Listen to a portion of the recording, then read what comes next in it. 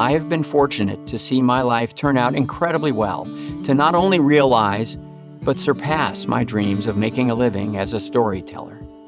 It could have all been so different. My name could easily have been Ronnie Beckenholt, and today I would be, what? How about a farmer in north central Oklahoma, where my dad's folks were from? It's long hours and hard work, but fortunately, I have the company of my brother Clint, 5 years my junior. Ron talks in positive terms. He's a glass half full guy. I'm not sure I would have handled those harsh Oklahoma winters particularly well. There's a good chance I might still have become a familiar face as a young man to the Oklahoma State Troopers. It's true that we didn't become farmers, but we inherited the farmers' work ethic our folks brought with them from Oklahoma. Until recently, I was not particularly inclined to contemplate the why of this.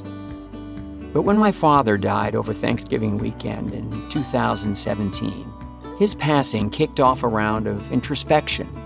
Clint and I were now orphans. Our mother had died in 2000.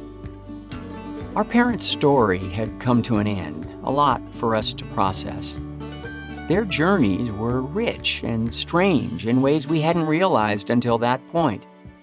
That made our journeys rich and strange, too. Like Ron, I experienced a whirlwind of thoughts and emotions the day we went back to our old house after our pop died. I don't know if I'd even be here right now if it weren't for Dad. Then, as now, Hollywood was littered with cautionary tales. We grew up in circumstances that were profoundly unusual, dividing our time between attending public schools, being tutored on set, and working in an industry fraught with way more snares and traps than we were aware of in our innocence. Yeah, I guess we were different. We were grinders and scrappers. Showbiz may seem glamorous, but each battle is won in the trenches, with heavy doses of perspiration and preparation. Mom and Dad managed this feat with remarkable grace, navigating their boys through terrain that by all rights should have left us psychologically damaged. But like Indiana Jones in that famous scene where he narrowly escapes getting crushed by a giant rolling boulder, we somehow made it through intact, ready for the next adventure.